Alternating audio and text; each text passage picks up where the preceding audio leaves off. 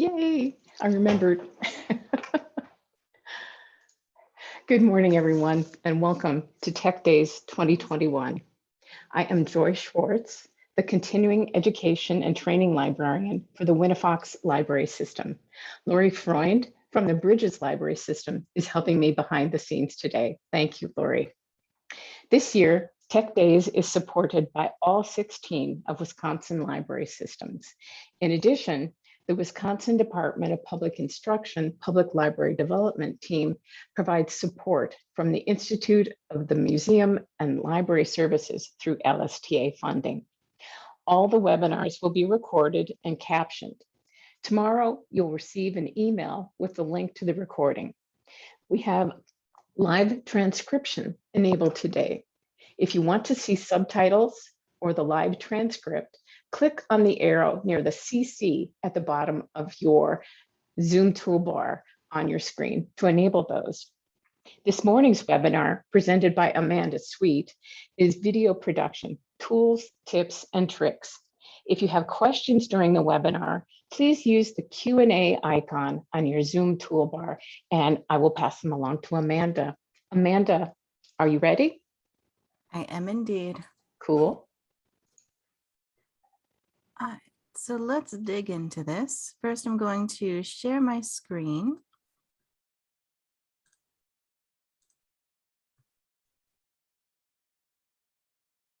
All right, so we're going to go into the basics of how you can use videography in your library, and you can start using it for a variety of different options, which I'm going to ask you about shortly. But first, we should probably talk about kind of what is the process of videography? How does this all work? If you've never actually done videography yourself, you might be completely lost. So I'm going to start in with just this little overview of what it looks like. Most videography is separated out into 4 different sections. So we've got pre-production first, which is going to be kind of budgeting it out, figuring out what kind of video you want to make, and kind of setting out the goals of what you want that video to accomplish. It can be an instructional design video, it can be an explainer video, you can be telling people how to use Overdrive. It's just a mess of different options. And then this is where you would find out who's going to be the talent on the screen. Is it going to be an actual librarian? Is it going to be a volunteer or another community member? And then you'd want to find out who's going to be helping to do the editing and the behind the scenes work. And we'll dig into what that behind the scenes work looks like so that you have a better idea of how to plan for your videography when you try it out in your library. And I'll also go over some storyboard and script options. This is all part of actually planning the video. So if you've ever tried to shoot a video in your library and you've just kept like trying to repeat the same paragraph over and over again because you couldn't get the phrasing right, or you couldn't figure out how you actually wanted to mesh up the images with what you're actually saying, that storyboard and script is going to help you out a lot. And there's some different options that you can use to kind of make that work for you. And then we'll go over some different equipment recommendations so that you can mesh up what you're getting with the type of video that you actually want to make. And we'll also go over some of the different kinds of videos that are available. And then you'll kind of want to start choosing out a location, and you're going to find out that that location is going to have everything to do with lighting. Because if you have kind of a more dimly lit library, you might want to choose to do something outside.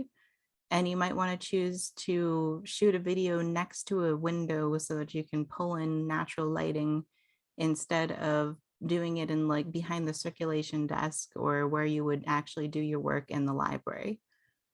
And then the next phase, once you've got you've got it all planned out and you've got your I's dotted and your T's crossed, you shift over into production. So production is when you actually capture the video. So I put B-roll capture in here, but that's really just a series of little snippets that you take using your camera or whatever device you happen to be using. And then that B-roll gets put together in editing later on. And this is also the stage where you would add in any extra voiceover recordings and you start putting together sound effects or anything that's going to make your video complete. And during the production is when you would actually experiment around and set up your sounding lighting equipment. So you bought it in the first stage and now you're setting it up in production. And then once you've got everything you've got your B-roll captured, you've got all the frames and like all the photography and videography set out, that's when you go over to your video editor. And we'll go over some different options for basic to advanced video editors. And there are going to be some options for people that don't want to spend a whole ton or they want to use a free option, all the way up to people that want to try the Cadillac version of video editing. And then we'll dig into sound mixing. So if you've done some voiceover recordings or sound effects, you'll need to integrate those into your video. So you need to kind of line up your video with the audio that you're adding. And a lot of those video editors, they have it all baked in together so that you can do it all in one. But if you're using some of the cheaper options, you might have to do a little extra work. And you might also find yourself adding in little transition slides and adding in text and kind of animations or visual effects after the fact. And you'll see that in a lot of YouTube videos. There might be like a little pop-up video or a little pop-up animation that says, whoops, my bad, I meant prototype instead of what I actually said. And so you can kind of do corrections or you can add like spice things up a little bit, and that'll all go through the video editor. And then once you're done with editing, it looks the way that you want it to, then you'll shift over into marketing and distribution. Now, the fun thing is that your video might actually be a marketing video. You might be shooting a video to market a service in the library, but you still have to kind of market your video just to let people know that it exists and put it in a place where people are going to see it. And the distribution part of it is kind of finding a hosting platform. Are you going to host it on YouTube? Are you going to put it up on a website? Is it going on Vimeo? And because most video files are huge and it's going to be hard to store it on kind of a local server, it takes up too much space. So that's when they recommend putting it over into a hosting platform like YouTube and then shifting it over and embedding it into where you want it to go. So that would be distribution in this case. All right, so the first thing we'll dig into is, now that you kind of have an understanding of the phases of video production, I want to know how you're going to use it. So I'm going to send out this survey here in the chat. And let me grab the link for you all. And this is going to ask you just how you plan to use it.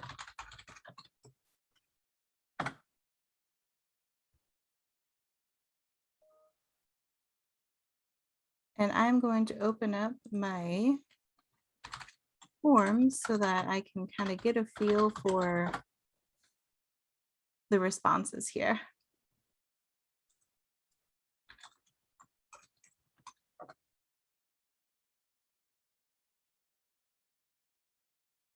All right, so some are going to be using it for marketing.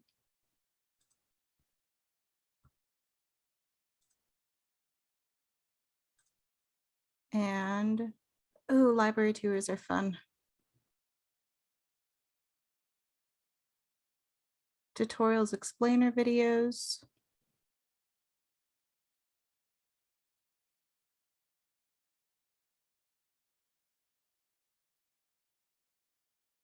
Oh, I love a good puppet show.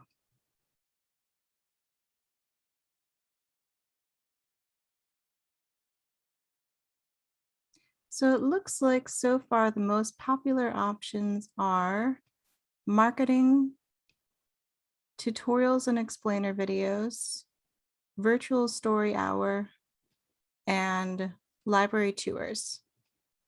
So now that I kind of have a feel for how you want to start using this, I can start using what you want to use it, and I'll use that as examples throughout this so that you can kind of get a feel for how it's going to look like.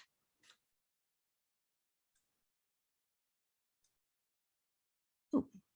So let me shift on here. So in all of the different options that you said you wanted to use this, the library tours, story hour, tutorials, there's also a ton of different styles that you can make that video in. So you're not limited. So the live action is basically when you set up a camera, you have a person in front and you are shooting the video. So that is the most popular. A lot of you might just kind of stick with that and call it good, and that works. But you can also start mixing up with different formats. So if you're doing a tutorial, you might do a live action of just kind of like the introduction. Then you might shift over to a screen recording to demonstrate how some software works. And then you might shift over to animation with like a little arrow that emphasizes certain different steps. And you might do transition slides of kinetic typography. And kinetic typography is basically like when you have text and movement working together. The most famous example is probably that opening scene in Star Wars where you have the scrolling text going up. And a lot of libraries right now are using like the text collage right now so that you have, or like a animated word cloud so that you can demonstrate different activities or different concepts using that cloud. And kinetic typography adds that movement into it so that it adds that little added layer of dynamics. And if you want to know how to do a lot of this stuff, I'm going to give you a link over to the video production guide for librarians. So you don't have to worry about memorizing everything that I'm talking about right now or memorizing how to do all this stuff or jot a million notes. The video production guide has pretty much everything I'm going to talk about now, but I added a bunch more stuff. And I'll put that into the chat.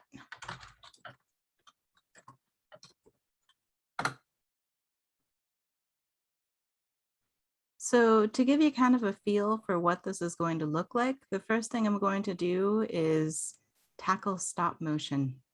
So stop motion is one that has seemed intimidating to a lot of people, but it's really not too bad. So I'm going to show you just a couple different ways that you can do stop motion either for the library or through maker activities. And we're going to start first with using stop motion through a slideshow. And it's actually not too bad. So I'm going to close out of this and open up Canva. So I've been told that you're going to get a Canva demonstration after this. So you can use that demonstration to start learning and digging a lot deeper into some of the design options in Canva. But what I'm going to do now is open up a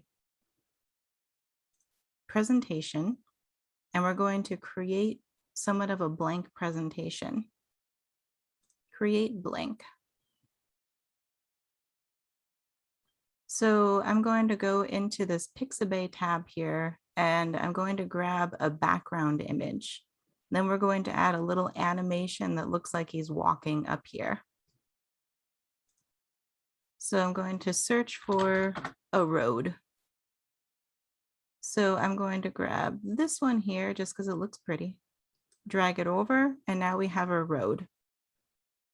So now we need a little person to be standing here so that we can animate him using stop motion going up the road. And I'm going to grab an element and just search for person. And I will grab a free one here.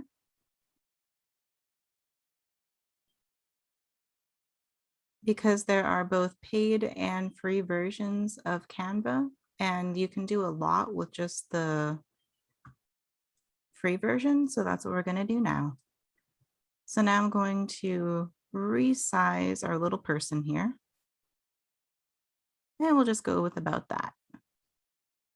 So now we're going to start down here so it looks like they're actually walking onto the screen. And we'll go here.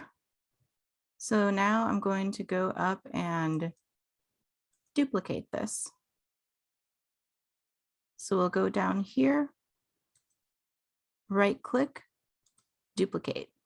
Now in the duplicate, we'll just move this a scotch up. Then I'll duplicate this again. Click the next one open, move it a scotch. And then duplicate it, shift it, duplicate it, shift it, and shift. So you can see that stop motion isn't really hard. It just kind of takes a minute to do. And we'll shift them, just shimmy them over a little bit. And I'm going to do about 10 frames of this just to give you an idea of what it's going to look like. And then I'll give you a template that you can use to kind of look at what the whole thing would look like. And one more, and there. So now the next thing now that we actually have all of these together, right now these are all set to be displayed for 5 seconds. And if you have this displayed for 5 seconds, it's going to kind of disrupt that stop motion effect. So when you have these laid out like this, you want to adjust the timing to about 0.1 seconds. So it's just kind of like a brief little clip before it goes to the next one. So honestly, it's easier to shift the timing when you as you go, but you can also just as easily go through and change it for all of them once you're done. And when I actually finished the little completed system like this, I actually had 67 frames when I had it completed.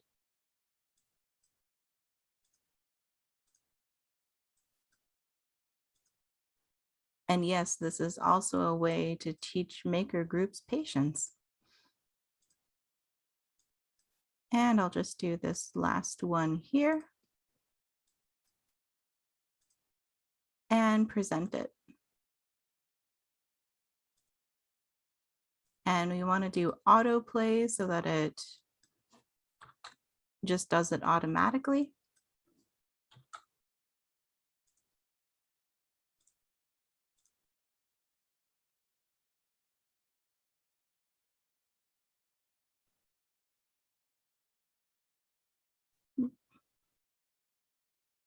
I shifted it back over to standard. There we go.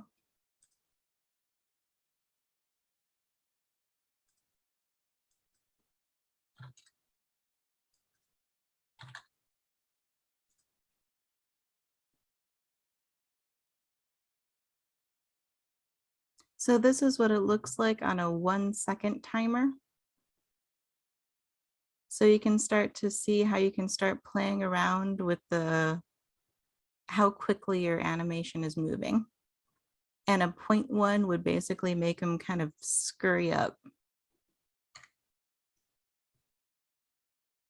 And I'll show you what the full thing would look like here.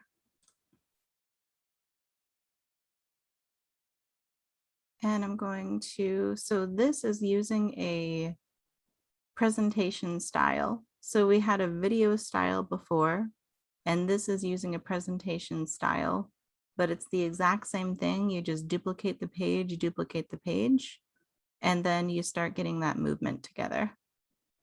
And then you can download it as a MP4 video, download,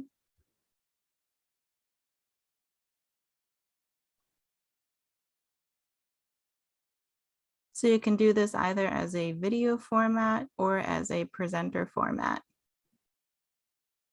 There's always more than one way to do something. And I'm just, if you look down in this bottom right corner, I'm actually just waiting for this to download. Then I'll open it and you can see what it looks like.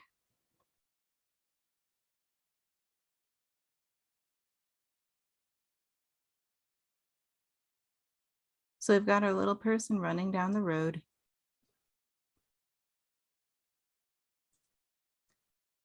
All right. So now that we've kind of debunked the stop motion through presentation, there's also another app that you can use that actually uses the physical camera on your phone that you can start making your own stop motion. And you can either embed this like a stop motion clip as a shorter little brief element inside of a larger video, or you can make your entire video a stop motion and you can actually add in little text blurbs or little snippets like that. So the app that I like to use is called PicPack. So PicPack is and I have an Android phone. If you have an iPhone, there are different apps, but this is the one that I've been using I've used it with my niece. I've used it with, I've used it to make actual videos, and I've used it for pretty much everything. The way that it works and the easiest way to use this when you're actually doing it in your own library is to watch the demo and tutorial that was put together by them. And it's because they have the most updated version of their own software. But basically the way that it works is you pull out your phone, open up the app, set the scene of what you actually want to stop motioning, and then you set the item in its starting position, take a picture, then move it to the next position, take your arms, hands, body out of the frame, move it to that next position, out of frame, take the photo, move it to the next position, out of frame, take the photo. So it has kind of the same level of patience that you need to do for the stop motion using the presentation or the video view, but it looks pretty cool when you're done. The last PicPack video that I did was actually with my niece. She's 8, and she was able to do it on her own after I had done it with her a few times, but we did it with stuffed animals. So we did a panda video, we did an eagle flying video, and then we did a turtle video. And yes, the turtle video was slower than the eagle flying video, just because they had fun with it. And she was kind of enamored by that. She wouldn't stop doing those stop motion videos, and she kind of stole my phone, but I'm okay with that. So try PicPack. It works, and it's free. The only caveat to that is that it will access the photos that are loaded onto your device. So if you're handing your device over to a patron or someone else, just know that that app will be able to access your photos.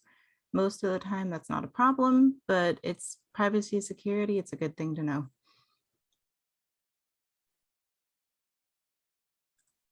All right, so do we have any questions about stop motion? Do you have any ideas of how you might want to try it? And you can just jump in with any questions that you come across as you go.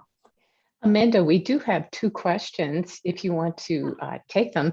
The first one is from Anne asking about an iPhone equivalent for PicPack. Yeah, let me grab my list here.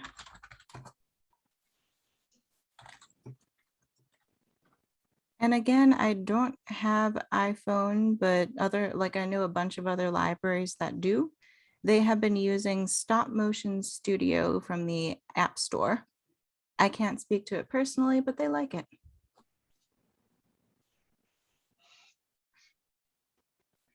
And did you say there was another question that was in there? Yes, Katie had a question. Can you change videos for stop motion, or do they need to stay the same? I guess, so can you change what you're actually shooting on there? Or can you change? I don't have any more information from Katie. If you want to type a little bit more in the Q&A, there we go. The background photo. So you can change the background photo, but it will look like you are changing it to a different scene completely. So depending on how you do the flow of it, it can kind of be jolting to the person who's watching it. Like if you've shifted over from a road photo over to like a sky scene, or started using drastically different colors, like you use that dark gray road and shifted over to bright colors, that can jolt the eye and just kind of do not great things. So you can, yes, but it will look like you're just completely shifting to a different scene. Cool. Katie added an example of walking outside into a building. Yeah, so then you would actually want to line up your stop motion so that it looks like, so when I did the demonstration of the little dude walking across here, you would want to make sure that it looks like he's walking off screen. And once he's made it off screen, then you can shift over to the next photo, because that'll do kind of like a natural look. Like if you had tried to animate him so that he's like halfway down the middle, then you shift over to the next screen, it would just look kind of weird. But if you shift him over, clear across, and then shift to the new one, then it just looks natural. Good. I think the other items in the Q&A are more comments, and I'll share those in the chat. Okay. Thank you. All right, so let me shift back over, and I'm going to restart my slides here. So the next thing is, when you're starting to shoot that stop motion or live action or whichever video you choose, the storyboard and script is actually going to help you map out what your video is going to look like, and that's going to help you choose what kind of video you actually want to do.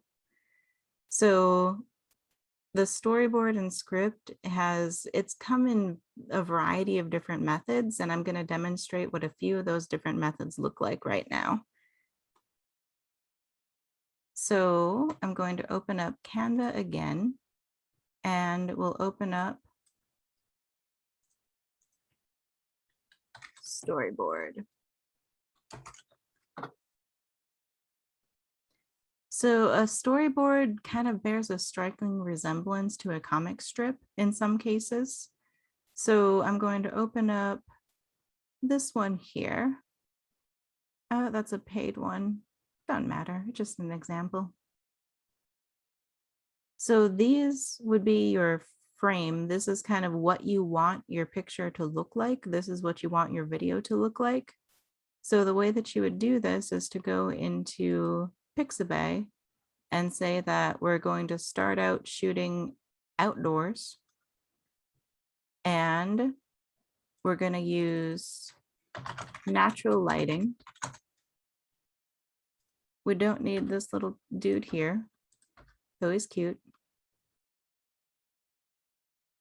And then you want to say that you're going to shift over to a mountain scene. And you'll start saying that you're going to use backlit.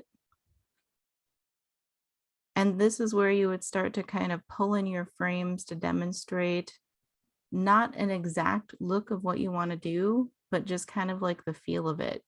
And so people have done this with the stock photos just to kind of like do a quick framing, but others have actually drawn out what their frame is going to look like. So you can draw like a little circle to show that a person is going to be sitting there. And then you can draw out like a little desk to show that you're going to be sitting behind like a little newscaster station. Or you can just find a picture of a newscaster. and just say, this is what it's going to look like. So it's just kind of like a representative picture of what you plan to do. And then there's going to be a little description of the action that's going on underneath it that says, Charles will start off screen, then walk to the desk and sit. And then you can go to Anne will join Charles. Start off screen from the right. Walk into frame, then sit. And then you'd want to go back here and say, we'll start off screen from the left. So now you're basically making your notes on here that will give you an idea of what this will actually look like when you're shooting.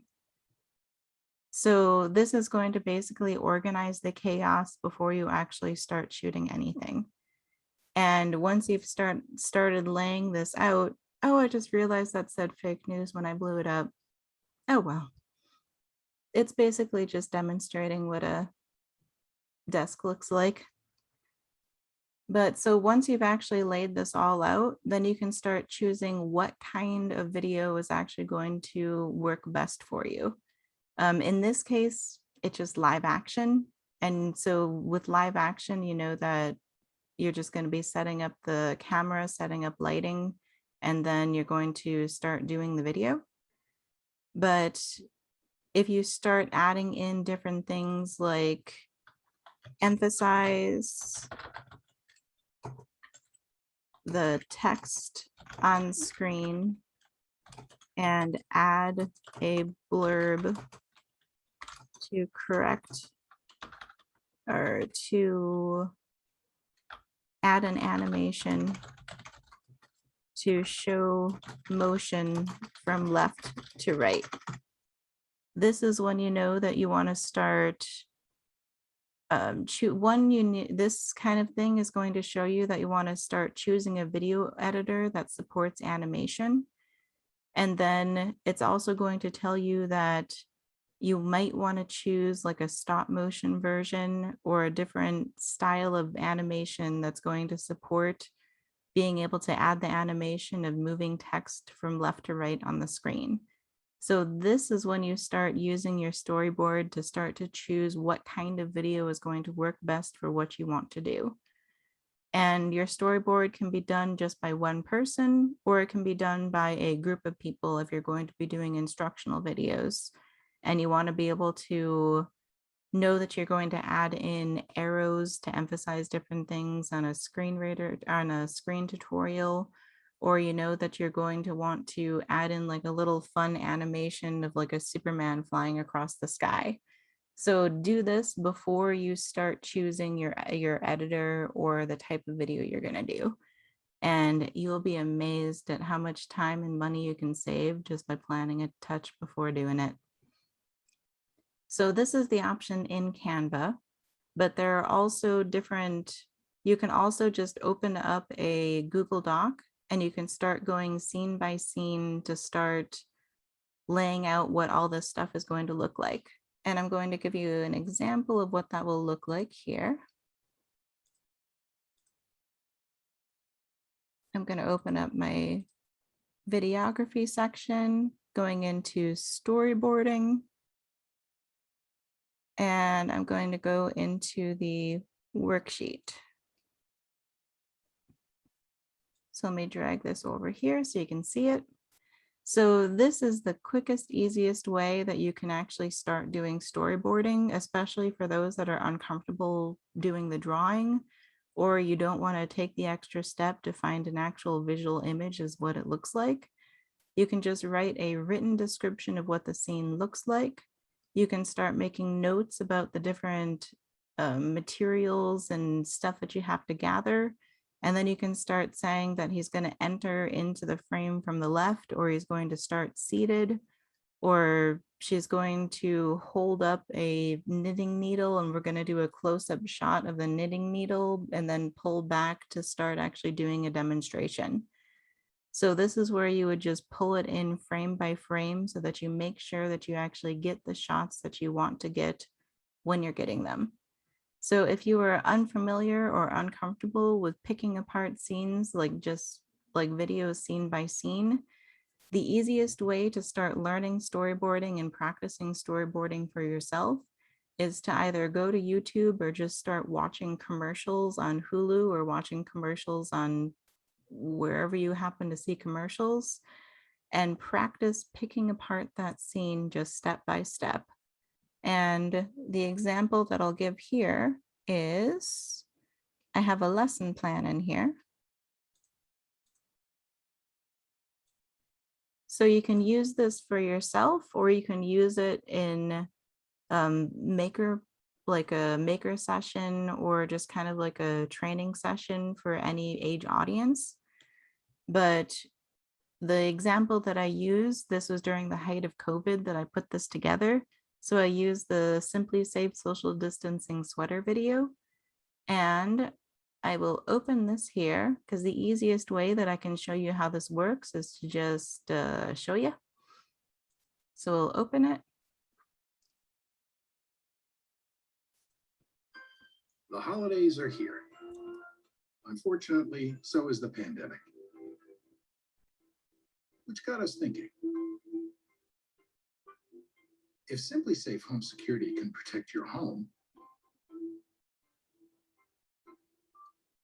could Simply Safe protect your holiday?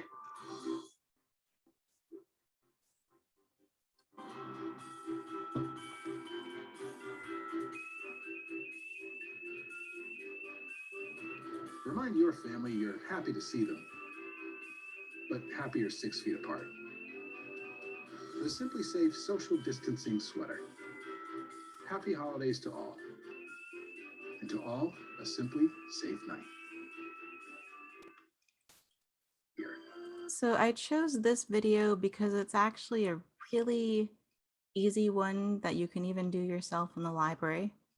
So this is actually just like a little Christmas decoration that they set up. And this text is something that can be added in Canva or any simple video editor. And so in order to be able to pick this apart, you would start by doing one quick run through to watch the whole thing all together.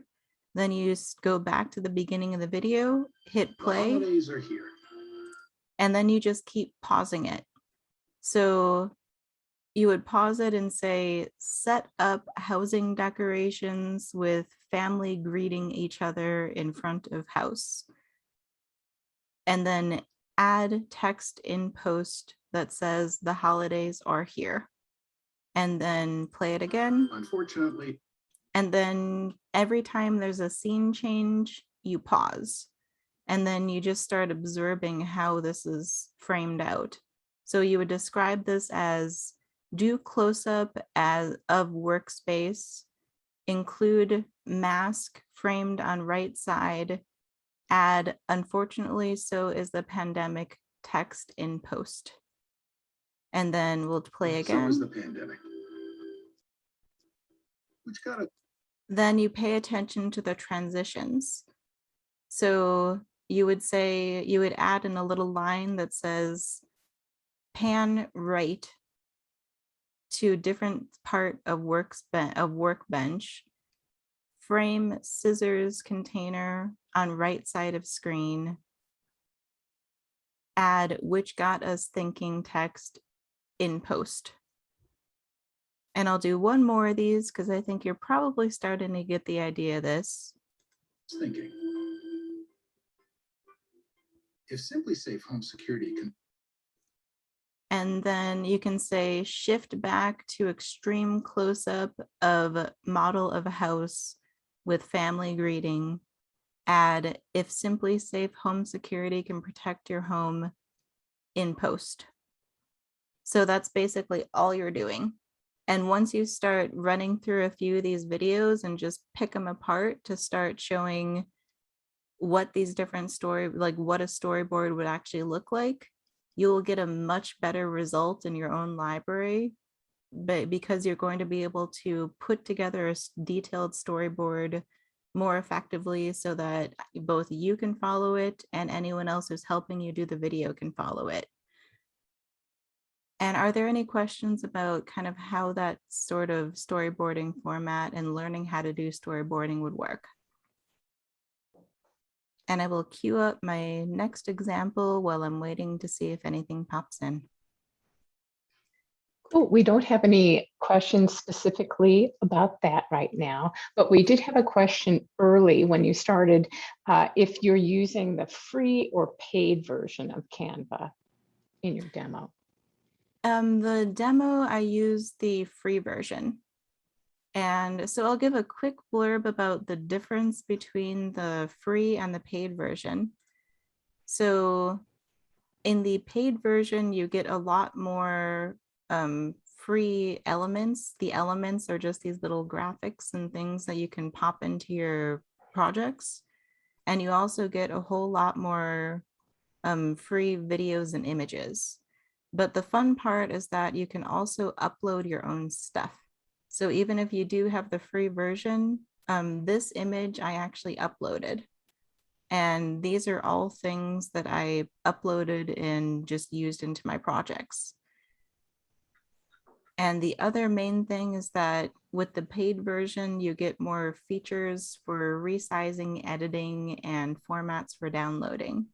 If you go into this download section, the transparent background is only available with the paid version.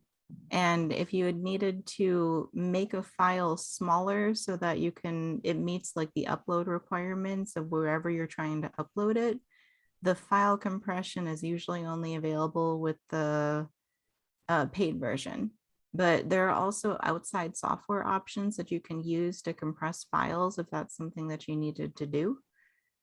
And you can also, so those are kind of the main things that I've run into myself. I'm sure that there's other issues that people have run into, but those are kind of like the biggies that crop up, is just image availability and editing capability. Good. We did get a question in through the chat about whether nonprofits get free access to the paid version of Canva. So nonprofits, there is an option for the free version of the paid version. If you are a government or a state library, you would not qualify for it. I know because I asked. And so let me go into here. So the nonprofits, you would need to be registered as a 501c3. And there are eligibility criteria, but mostly just if you are, so there are libraries that actually have gotten this for free. You just have to sign up for it. And sometimes it's really only like the Friends group that's actually a 501c3. So yeah.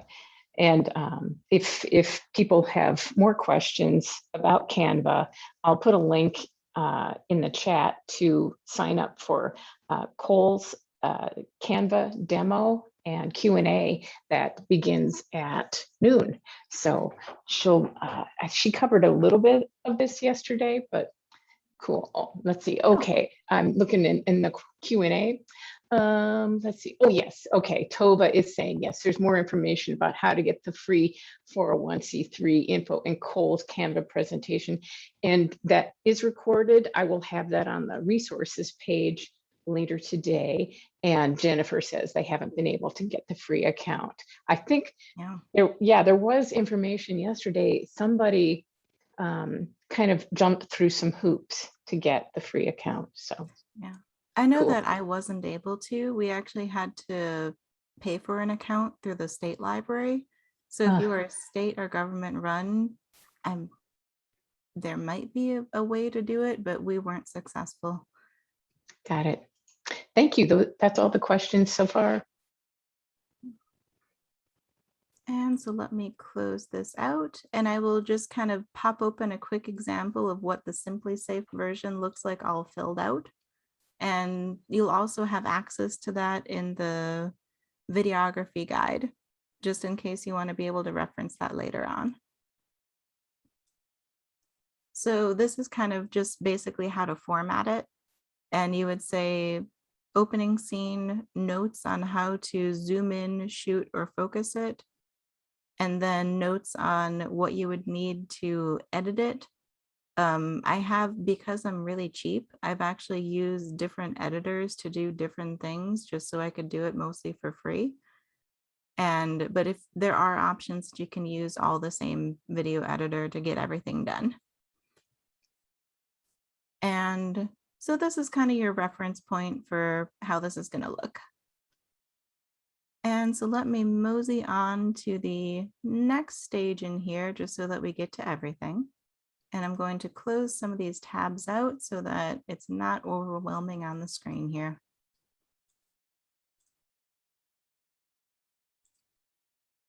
And I'll close this and this. So the next thing is, what will it look like to actually have your script all written out? And do you actually need a fully written script to do your videography? So this is kind of the rule of thumb that I've come up with as I've been doing this.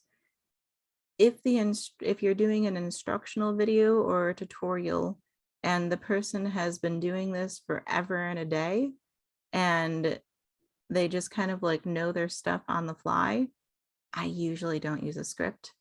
I usually pull up a little document and just kind of do bullet points that says, like if you were doing a tutorial on how to use Canva, I would just pull up like a little document and say, talk about adding text, talk about uploading videos, talk about making videos, and I would just do like the simple bullet points.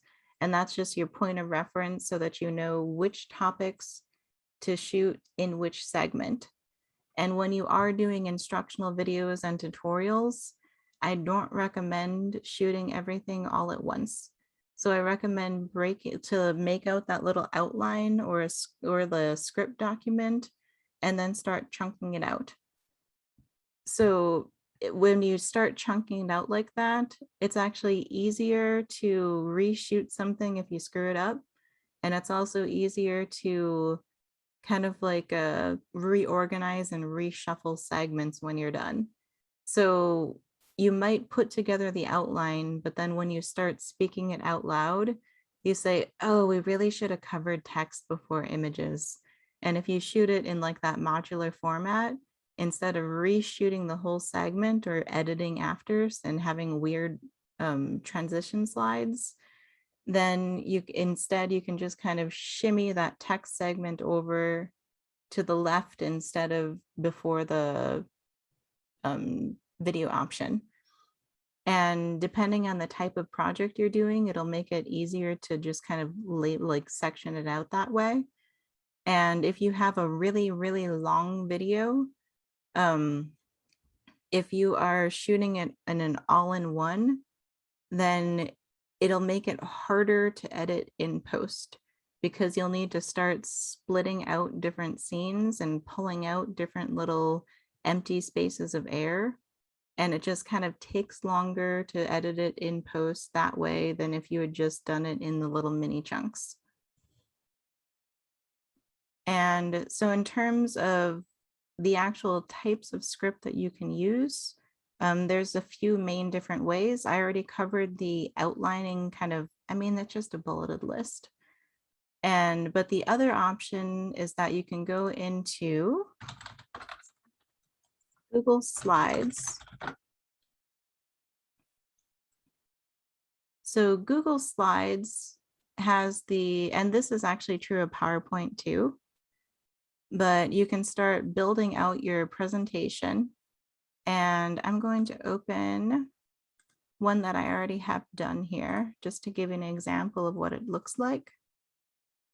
But I will pull open Lego Mindstorm. So if you put your notes down at the bottom here, and then put your slides together up here, assuming that you're using this format. When you do the presenter view, you can use this little downward arrow here, and you can use the presenter view with the Q&A, and it'll open up this little separate screen here. I have a double monitor, so I actually drag this over to my double monitor, and then I use a screen recorder to record the presentation. And I also have my script over here so that I can just kind of be referencing or reading off of this as I'm talking about as I'm going through the slides. So if you want the quickest, easiest, fastest, low-cost way to actually make a tutorial video, this is probably what you want. You can just kind of put together your images and screens into that presentation format, pull open your script on the other side of the screen, and just start running through it. And what I would recommend is when you are using a script that is fully written out, read it enough times before you start shooting that you actually sound like a human when you're saying it. Because when you start just reading off of a script, it sounds like you're reading off of a script. But when you've read through it enough times that you start getting comfortable with it, and you can add a little flair to it and start like adding in those vocal inflections, then it'll start looking more normal. And we're also a lot of times we're tempted to write like as though we're writing for like an academic paper or writing for like you actually want to write like you're going to talk. Otherwise, it's just going to sound weird. I know, because I used to do that and it sounded weird. And so let me close this out here. And we'll go into my next example here.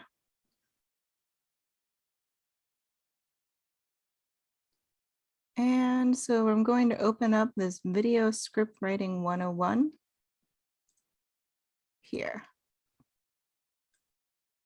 There are also video script templates too that you can grab and just kind of download and start finding kind of a version that works for you.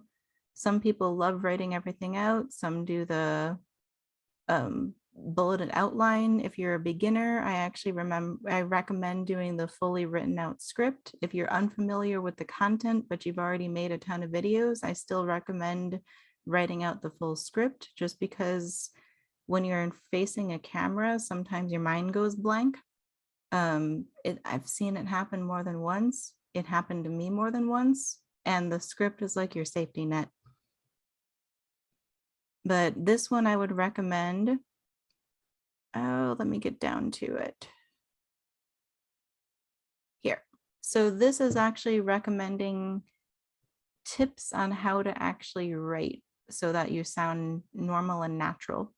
Because in a lot of videos, you'll find people accidentally shifting between you, your, we, and kind of like the pronouns like that.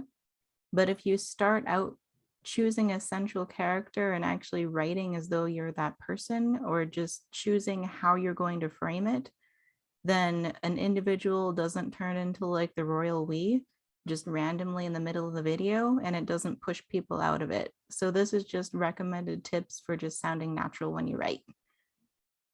And this is all in the storyboard and scripting version. So now when you want options for how to display this, I already went over the Google slide version, but if you are not using a presentation, you're using a real video, there is a teleprompter that is online. So the one that I've used Q Prompter before, and I've also used the Teleprompter mirror. So you basically just grab your script and copy and paste it. So you can put this onto a desktop, you can put it on a tablet, on your phone, and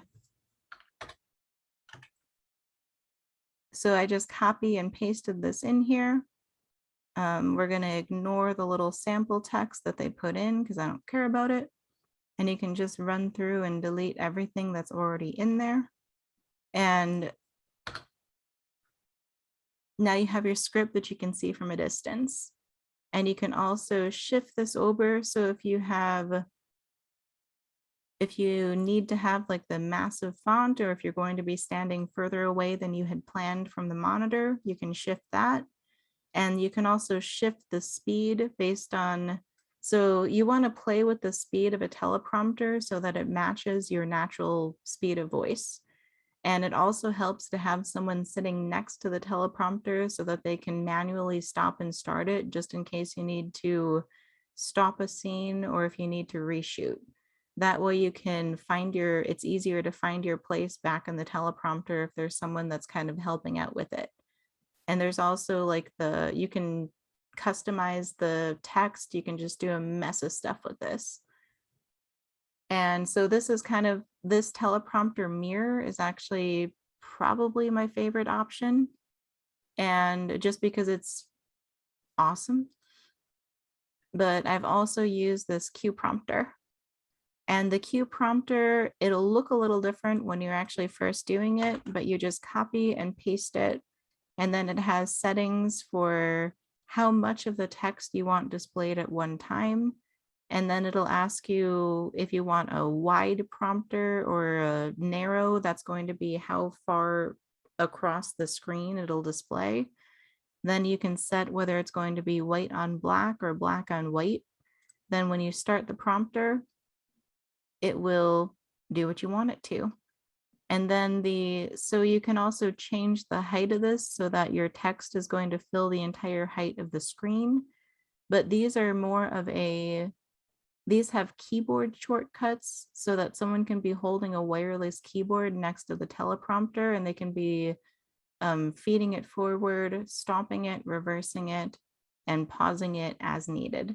So this doesn't have as much of a adjustability for adjusting the speed, like manually adjusting the speed. It has to be basically done by a person sitting there with the keyboard.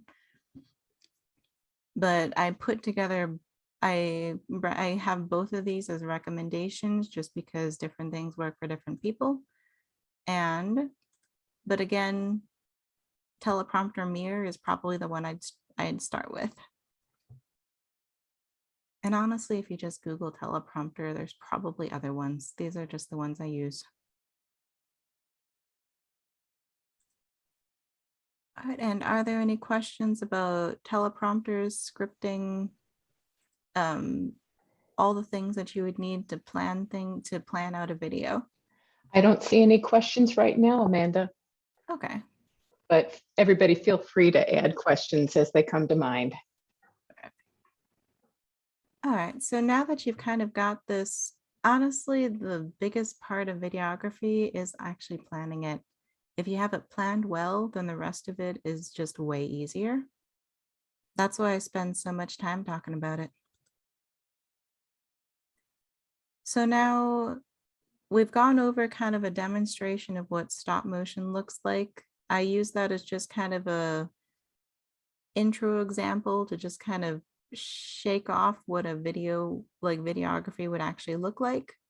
But now we're actually going to go over kind of the full thing if you wanted to do not just like a quick fun video, but if you want to do like the full setup. So let's assume that you have already gone through and you have set out your goals. You want to say that you're making a video that's going to be a tutorial and instructional video that's going to use a mix between live action and screen recording. So you know that, check. And you also know that you don't have a huge budget. You are trying to keep this as cheap as you possibly can. So you want to use mostly free video editors and free audio editors.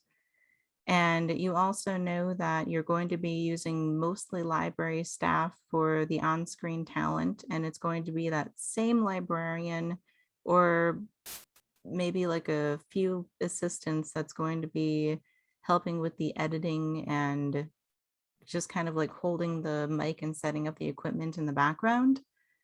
And you know that the tutorial maker is also the librarian, so they are going to be doing a quick storyboarding. You decided to just use the Google Doc because you've done this, because you've been using like Overdrive or whatever you're training on 1,000,001 times, and you just want an outline. And now the next thing is going to be, what do you actually need for equipment? So a lot of times we're really tempted to just kind of like Google best DSLR cameras in 2021, but there's a step that actually is recommended before that. And that is, what is your actual location going to look like? And what is your setting going to look like? Because before you buy any equipment for lighting, or before you buy any equipment like specialty cameras that's going to be suited for different environments, make sure you're actually going to be shooting in that environment. Because why would you want to buy like a $500, $800, or $1,000 camera that has all the bells and whistles if all you really need is a point and shoot so that you can shoot a video next to an open window that uses natural lighting? So that is going to be our next step, is figuring out setting, getting some lighting tips, getting some camera recommendations to make sure that what you choose actually suits the environment and your goal for actually shooting the video, so you don't get stuff you don't need. And we're also going to, so that's going to shift us over from planning into production. So once you've chosen the right equipment, this production part is a snap. All right, so let me go into here. So the main things that you want to plan out before you actually do your video is, where am I going to be shooting this video? Once you know where you're shooting the video, you can find out what your lighting is going to look like. And when you know what kind of video you're going to shoot, you can find out what kind of audio equipment you need to get the best effects after you're done. And you can also choose the right camera, or you can start making different video design decisions if you just want to use a smartphone and say, I'm not going to spend any more money on this. I have a smartphone. This is working for me. And then you can just kind of adjust what you're going to do based on what you have. And then you can choose your video editor based on what you're going to do. So this is why I put together the different levels of lighting. I'll go over where and how each of these are used. Natural lighting is your free option. So natural lighting is when you shift over from shooting in the middle of the library or shooting in like a basement room to moving upstairs or outside to take advantage of the sun. And so when you are trying to set up your shot, you can start paying attention to where the shadows show up and start paying attention to the time of day that you're going to be shooting so that you can get the best out of the lighting that you have. So if you want to go entirely free, I put in a YouTube video that will show you how to make the most out of the lighting that you have. But if you do want to take the next step into videography, the first thing that all videographers learn is the 3-point lighting system. So the 3-point lighting system is basically, you have 2 soft boxes, and a soft box is basically like a type of light stand. I'll put in an example on the screen here.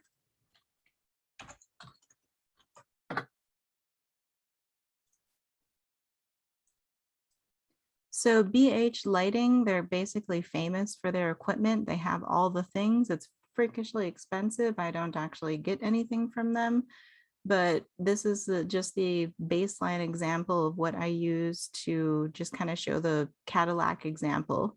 And then you go on Amazon and find the thing that you can actually afford. At least that's how I've been doing it. But so these would be more of the, so if you know So Krista is actually the one that does all the Encompass Live webinars and all that stuff for the Library Commission. She uses a set of these umbrellas. So she uses the white umbrella so that it reflects the light back onto the focal point, like the person who's sitting in front of the camera. Then she will angle these toward the actual person. So this open end will be facing the person. And so she just uses those. But when you are trying to do even lighting and you're in the middle of a room or you're using a green screen, you'll actually want to start using these soft boxes. So the soft boxes is a little, well, it's a box. So it's a box that has a little bulb in the side here. And there might be like a little filter screen over the top so that you can kind of soften the light. And that softening the light is why it's called a softbox. And so these front diffusers would get stuck onto the top of this box so that different levels of light is let through so that you can evenly light your subject. And so if you want examples of what the actual physical setup looks like, I put in example videos. So this 3-point lighting. Hey everybody, what's going on? Steve. Oh. Actually, the cover image for that was actually the perfect little example of what it looks like. So let me just reload. Hey everybody, what's going on? Steve DeCosta No, here. stop I'm playing. There.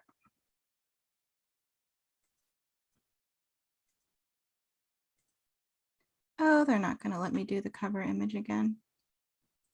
Reload. There.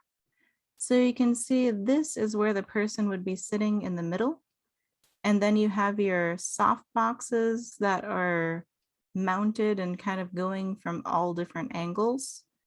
And then this would be the backlighting so that there's contrast between the subject that's sitting and the background. So that's why there's usually always kind of a soft box or another light that's behind the person so that you can differentiate between the subject and environment. And that's also going to give like a sharper looking image. And it just kind of looks better on camera. And these on the side are just for even lighting. So there's also another option that will do 2 soft boxes on the back here, and then they'll do the umbrella lighting in the front. So you can start kind of experimenting around with different lighting options that would work for you based on your environment. And there's like 1,000,001 different lighting videos. So I put in kind of the smattering of the most common ones that have been used in the library. The 3-point lighting is like the bread and butter for videographers. And then the lighting options for if you are using a webcam will give you different ways to position your lights and some different common household alternatives to lighting using what you've got. And the lighting for YouTube videos is similar to this one, the one for webcam, but it has a variety of different other options.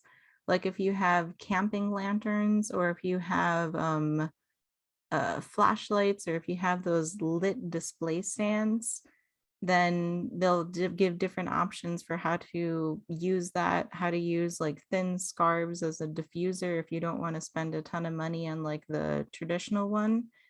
But now that you kind of know the names and the terminology for the lighting that you're looking for, now that you know the name, you can go into Amazon and find kind of the pricing and budgeting that actually works for you. Because I can tell you, I did not get the most expensive stuff. So once you've got lighting tackled based on your environment, then you can start choosing that audio based on the environment as well. So the audio these are the most common different options that people have been using for their own videography. So this shotgun mic is actually this mic that's mounted onto the top of the camera. This is kind of like the Cadillac of cameras, but you can also include it on, you can also mount this on top of just a DSLR camera. A DSLR camera is kind of the mid-range to, you can get like a beginner to advanced level DSLR camera. And a DSLR is, I know that I have a picture of it in here. It's this. So you've probably seen a DSLR like this. It has like a little mirror on the inside of this. There are mirrorless cameras and there are DSLR cameras.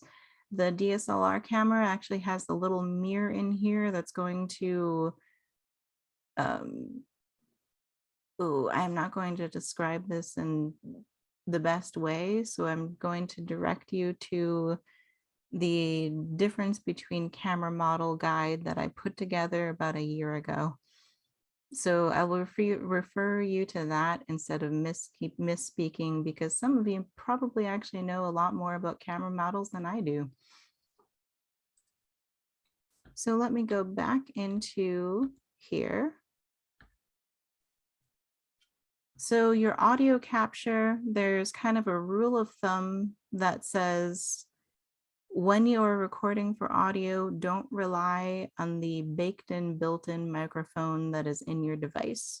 Most cameras actually have a built-in mic that will capture audio, but it will sound muffled and just not quite right. It'll be harder to edit and harder to work with when you're done, unless you're weirdly close to the camera and it can pick up everything. So they recommend the shotgun mic if you are going to be sitting directly in front of the camera and you have kind of like directed focus. You can use a lavalier mic, which is one of those mics that gets fed in through the bottom of your shirt and it gets like clipped onto your upper hemline, and that will pick up the audio directly from like just wherever you go. And that lavalier mic will get connected over into a sound mixer or directly via USB into your computer. So when you are routing this audio through, most of these actually have options so that they can connect via USB directly into a computer that talks directly to your audio software or your video editor. But there are other options if you want to get more particular about it that will let you use a sound mixer. So a sound mixer, let me pull up the one that I use here.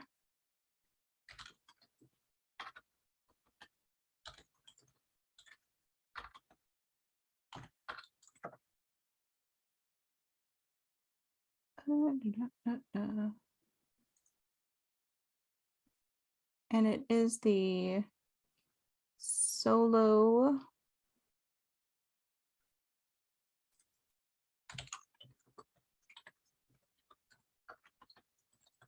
They apparently pulled out a new generation of what that equipment looks like. So I'm pulling out the new version instead of what I've got right now. Because there's always a new one.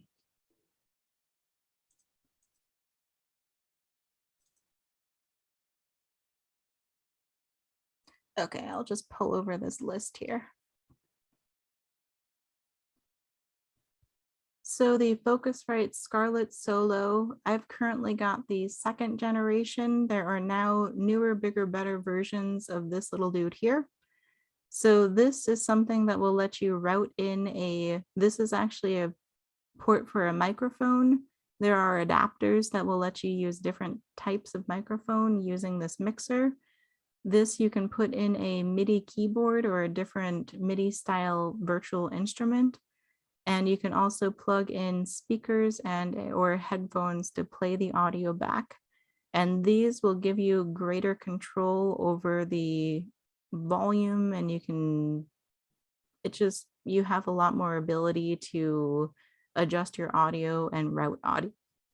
You don't need to use one of these, but you can if you want to. This one was like about $100, and it's probably cheaper now that there's a new one. And let me minimize this because I might go back to it. The lavalier mic, you can get them anywhere from $30 to freaky expensive. I worked with like a professional videographer and he said that his costs about $550. It was awesome, but yeah, I can't afford that.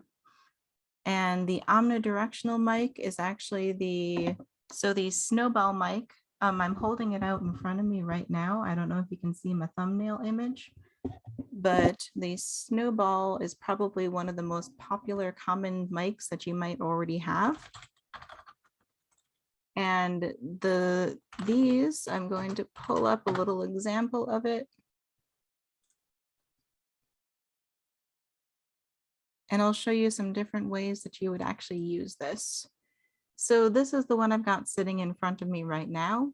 If you are seated or if you are going to be sitting very close to your microphone, then this is a good one to use. If you are doing a newscaster session or if you're doing a seated green screen, this would be a good one. If you are doing a podcasting or if you need a kind of the next level up, the Blue Yeti is actually a better one. It gets clearer, crisper audio. And you can also use there's like a little arm that will bend over so that you can get better, you can kind of position it differently so that it's kind of up and to the right and you can pull it out of frame if you had wanted to. And I have some friends that do professional podcasting and they actually use the Blue Yeti instead of the Snowball or another option just because more functionality, crisper, clearer, awesomeness. And okay, so I'm getting the 15-minute warning here. So let me just pull through the rest of this. So the next biggest question that I get is what kind of camera can I actually use? Most people have just whipped out their smartphone. It does the trick. I would recommend getting a smartphone that has the highest megapixels possible and that can support at least 4K video if you're going to do that. And there's also the webcam, which is what I'm using and how you're seeing me right now. If you're doing a standard tutorial or if you are doing anything where you need to use the computer, webcams are awesome. A lot of my tutorial videos actually just use a webcam. The point and shoot camera, that is basically like the old school pull out a camera, take travel photos or take whatever. It doesn't have any of the bells and whistles, but it does the trick and supports videography. That's the next stage up. The DSLR camera that has that mirror that you were looking at before is the next stage after that. There's a wide range of beginner to intermediate versions. I use a Canon camera. If you want the exact models of what I actually use, let me pull open I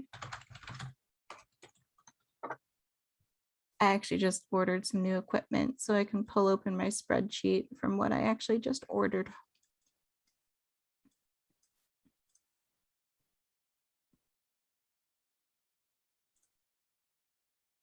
Yeah, So the Canon EOS Rebel 250D is what I ordered. There are more expensive versions that do better stuff and that would probably just be amazing. I didn't get that one. This is sort of a middle of the road version of it. And when you are choosing a DSLR camera from Canon, if you are shopping on Amazon, avoid the international model. The international model will take good photos. The only reason you avoid it is because if it breaks, they will not do troubleshooting or maintenance in the US. If it breaks, it is just broken. When you are choosing an SD card, you actually want to get one. You can't always use just a standard SD card. It has to be able to support video. So that's why, let me click this. You need the extreme, I use the SanDisk Extreme version just because it will support faster frame rate and it will process images more quickly so that you can do more stuff with it. So that's why I use this SanDisk Extreme. It doesn't have to be that brand, just as long as it supports higher transfer speeds. And you probably don't care too much about the camera bag. It's just a camera bag. But I'm going to go down to, so the softbox I use is from Newer. I may not be pronouncing that right. The umbrella lighting is from Limo Studio. The lavalier mic is a Shure microphone.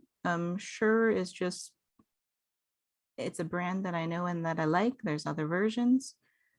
Tripod, I mean, there's a million and one of them, but I just went with UBZ. Rode is a really popular, high quality brand.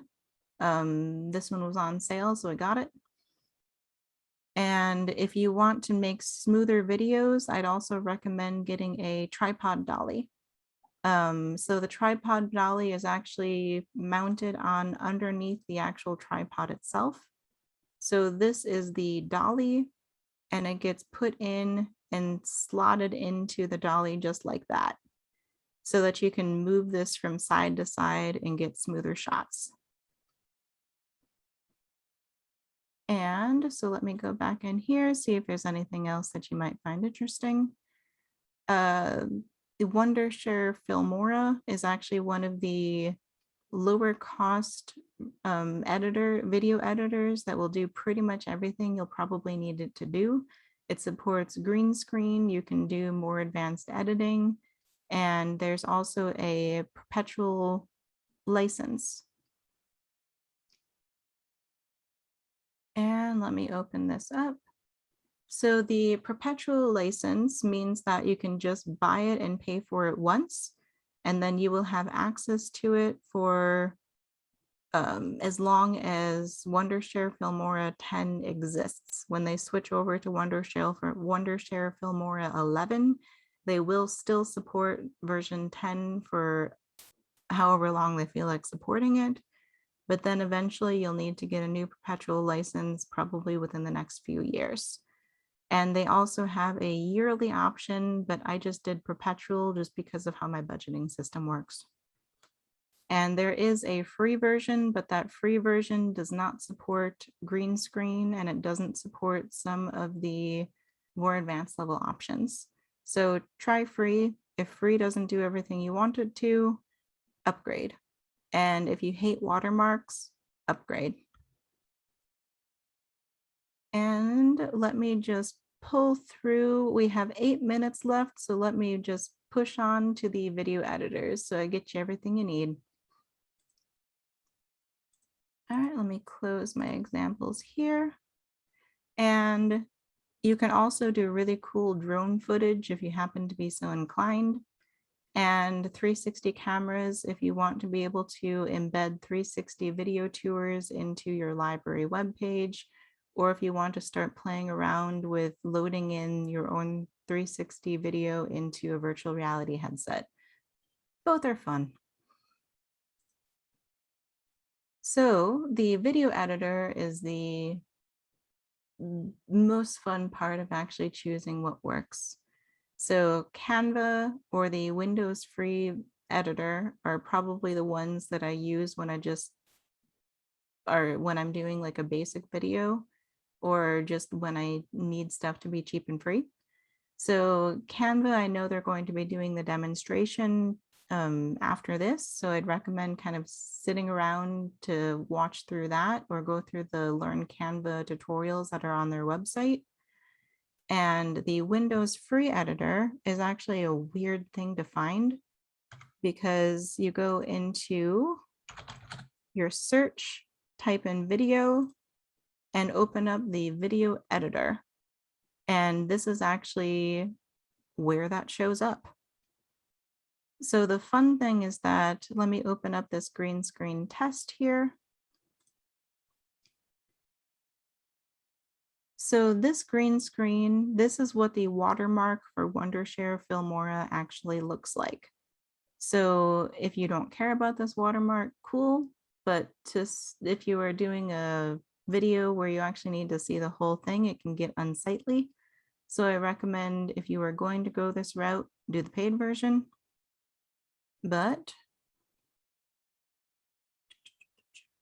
I'm trying to find the example that I wanted to show you here. Here. Okay. So this, I've actually added audio captions to it. So if you do need to make anything ADA compliant, or if you need to add captions into anything, this version will do it, but it is slightly tedious to do it. There are faster, more expensive ways to do it, but sometimes that's not an option. So I use there are tutorials online if you want to learn how to add text and captioning into using the Windows video editor. And that's what I did for this whole video. I don't have enough time to do the actual demo of it because we've only got 5 minutes left, but let me close this out. And I talked about Wondershare Filmora already. And Adobe Creative Suite is actually the Cadillac of editing. There are a bunch of different options within the Adobe Creative Suite. You probably don't need all of them, but they do go on a monthly subscription system. And okay, so let me pull open. So Premiere Pro is kind of like it's got everything. And that will, it's not cheap. It adds up with a subscription model. But there are also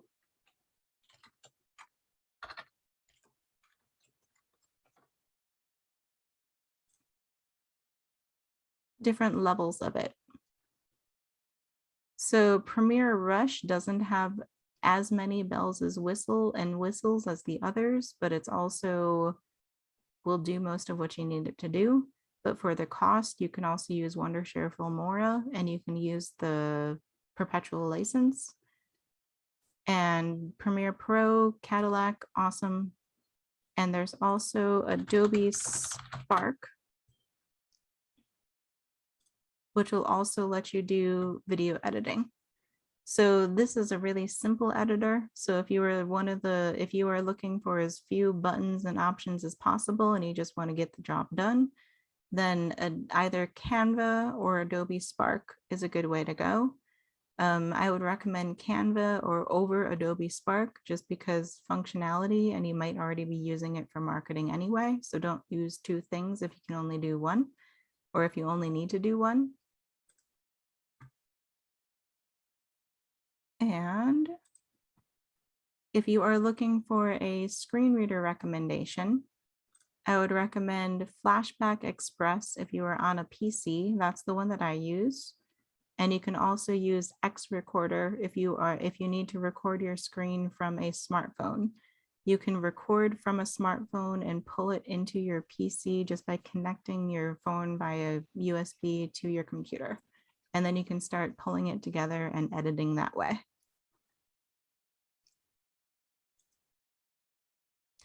And I did just notice the question about Premiere Elements that came in. I have used Premiere Elements. For the most part, it does get the job done, doesn't have all the bells and whistles. But once I started using Wondershare Filmora, I just got used to it. So I haven't actually used the newer version of Premiere Elements. So it could have gotten awesome and I just don't know about it. But yeah, it's an option. So if you don't have a ton of time to record your own video, but you still want to spice up your videos, you can also use Pixabay is the one that I use the most often. Upsplash, Pexels, and Mixkit are also options that have high quality, free to use options for videos and images. Let me click open Pixabay, click open the video tab, and I will search through for green screen. So if you do want to play around with editing green screen, but you don't want to mess around with the lighting, buying the equipment, and doing all this stuff to make green screen videos yourself, then you can go into Pixabay, grab a green screen video and download it. And then you can go through either Wondershare or another option to pull out that background. Let me grab this dude.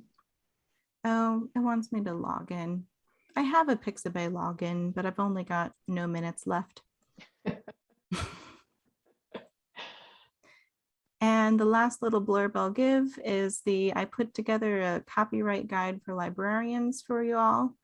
And so this one will go through the basics of what you need so that you can go onto all these sites and say, can I actually use this legally?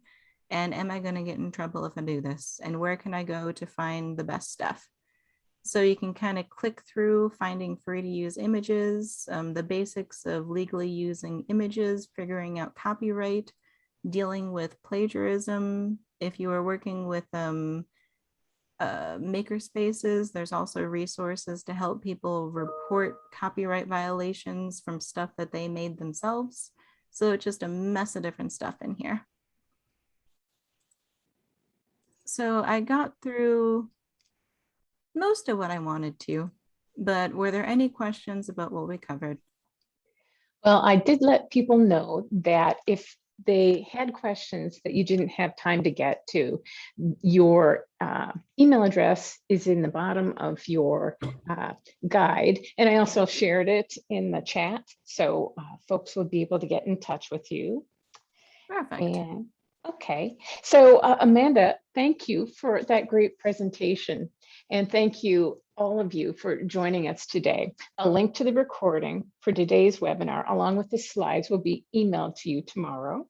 We hope you can join us for the Canva demo and Q&A at noon, and David Lee King's webinar on emerging tech trends for 2021 and beyond at 1 p.m. Have a great rest of your day.